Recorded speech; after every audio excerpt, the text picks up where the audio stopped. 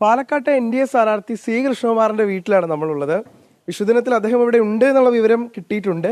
പ്രചരണത്തിന് പോയോന്ന് അറിയില്ല, ഉടനെ ഇറങ്ങും എന്നാണ് പറഞ്ഞത്. നമുക്ക് എന്തായാലും പോയി നോക്കാം. കൃഷ്ണകുമാരൻ ഇവിടെ ഉണ്ട്, അദ്ദേഹം വൈഫൊക്കെ ഉണ്ട്. ഹാപ്പി വിഷു. അമ്പലത്തിലൊക്കെ പോയിട്ട് വന്നായിരിക്കും. കാലത്ത് നേരത്തെ പോയി. സാധാരണ പതിവ് നേരത്തെ പോകുന്നതാണ്. ഇത്തവണയും വിഷു ദിവസവും അതുപോലെ തന്നെ സാധാരണ 6 മണി 6:30 പോയി വരാറുണ്ട്. അതുപോലെ പോയി വന്നു. വീട്ടിൽ നിന്ന് കണി കണ്ടിട്ടല്ലേ പോകുന്നത്? കാലത്ത് 4:30 4:45 കണി കണ്ടു. ആ മുഹൂർത്തം അതായിരുന്നല്ലോ, 5:30 കണി കാണണമെന്നായിരുന്നു. രാവിലെ നേരത്തെ തന്നെ കണി കണ്ടു. കൃഷ്ണകുമാരൻ്റെ വിഷുക്കണി ഒന്ന് കാണാം. ഞാൻ എല്ലാ വീട്ടിലും നമ്മളിപ്പോൾ നേരത്തെ 1-2 സ്ഥാനാർത്ഥികളുടെ അടുത്ത് പോയപ്പോഴൊക്കെ അവരുടെ എങ്ങനെയാണ് വിഷുക്കണി ഒരുക്കിയത്? ആരാ ഒരുക്കിയത്? വിഷുക്കണി ഞാനാ ഒരുക്കാറുള്ളത്. കണ്ടു നോക്കാല്ലേ നമുക്ക്. പടക്കം പൊട്ടിച്ചിരുന്നോ? പടക്കം പൊട്ടിച്ചിരുന്നു. ഞാനിപ്പോൾ പാലക്കാട് നോക്കുമ്പോഴേ ഒരു സഹപ്രവർത്തകന്റെ വീട്ടിൽ നിന്നാണ് കണി കണ്ടത്. നന്നായിട്ട് പടക്കം പൊട്ടിക്കുന്നുണ്ട്. നമ്മളവിടെ ഉള്ളതിനേക്കാളൊക്കെ കുറച്ച് കൂടുതലാണോ എന്നൊക്കെ ഒരു സംശയമുണ്ട്. കുറച്ചൊരു താല്പര്യമുണ്ട് ഇതിനോട് അല്ലേ? ഒരു ദീപാവലി വിഷു ഇതിന് പാലക്കാടുകാര് കൂടുതൽ പടക്കം പൊട്ടിക്കാറുണ്ട്, പ്രിഫർ ചെയ്യുന്ന ആളുകളാണ്. നമുക്കൊരു കാർഷിക ജില്ലയാണ് പാലക്കാട്, നമുക്കറിയാം. എല്ലാ സാധനങ്ങളും ഉണ്ട്. കുറച്ച് എനിക്ക് തോന്നുന്നു നമ്മുടെ നാട്ടിൽ നിന്നൊക്കെ കുറച്ച് വ്യത്യസ്തമായിട്ട്. ഇതെന്താ കൃഷ്ണേട്ടാ? ഇത് ഉപ്പ് അതായത് ധാന്യങ്ങളെല്ലാം വെക്കും. അതായത് വിഷുവിന് എല്ലാം നിറഞ്ഞു കാണണം എന്നാണ്. ഇപ്പോൾ ധാന്യങ്ങൾ, പഴവർഗ്ഗങ്ങൾ, പച്ചക്കറി എല്ലാം. കണ്ണാടി ഉണ്ട്, ചക്കയുണ്ട്, എല്ലാ സാധനങ്ങളും ഉണ്ട്. നമുക്ക് നല്ല കണ്ണ് നിറഞ്ഞിട്ടുള്ള ഒരു വിഷുക്കണി നമ്മൾ പറയില്ലേ, ആ തരത്തില് ഗുരുവായൂരപ്പനും അങ്ങനെ എല്ലാ ഭംഗിയുള്ള ഒരു കണിയാണ്. എന്തായാലും വളരെ സന്തോഷം. വേറൊരു വീട്ടിൽ നിന്നുകൂടി കാണാൻ കഴിഞ്ഞാൽ ഒരുപാട് സന്തോഷം. എങ്ങനെയാ ഇന്നത്തെ പ്രചരണം? എപ്പോൾ തുടങ്ങുന്നു? ഇന്നത്തെ പ്രചരണം ഒഫീഷ്യൽ അല്ല.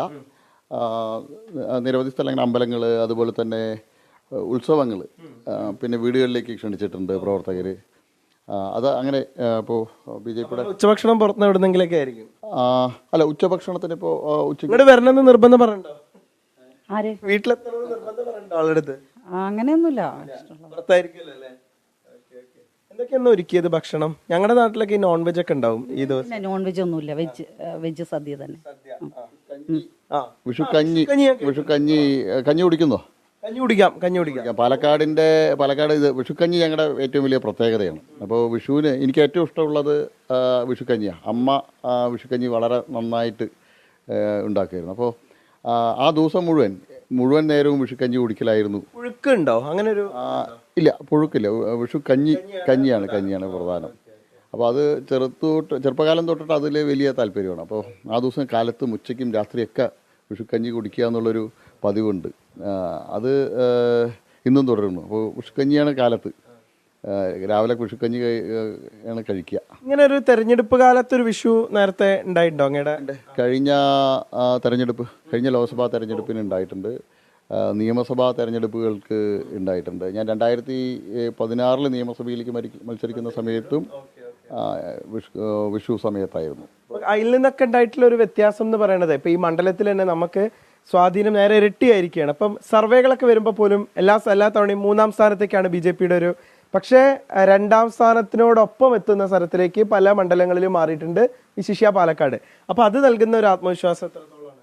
ഞാൻ ഇത്തവണ എനിക്ക് അത് തെരഞ്ഞെടുപ്പ് പ്രചരണം ആരംഭിച്ച സമയത്ത് തന്നെ ആ വ്യത്യാസം അറിയാൻ കഴിഞ്ഞിരുന്നു. ജനങ്ങളുടെ ഭാഗത്തുനിന്നുണ്ടാകുന്ന പ്രതികരണം അത് ഇത്തവണ വലിയ വ്യത്യാസം ഉണ്ടായിരുന്നു. അത് വലിയ ആത്മവിശ്വാസം നൽകിയതാണ്. ഇപ്പോൾ ഓരോ ദിവസവും കൂടുതൽ പ്രചരണത്തിലേക്ക് ഇറങ്ങുന്ന സമയത്ത്, കൂടുതൽ ജനങ്ങളിലേക്ക് ഇറങ്ങുന്ന സമയത്ത് ജയിക്കാൻ ഇത്തവണ കഴിയുന്നുള്ള ആത്മവിശ്വാസം നൽകുന്നുണ്ട്. കാണാൻ പറ്റിയൊരു കാര്യം, ആദ്യഘട്ടത്തിലൊരു സർവേകൾ വന്നപ്പം BJP വളരെ പുറകിലായിരുന്നു.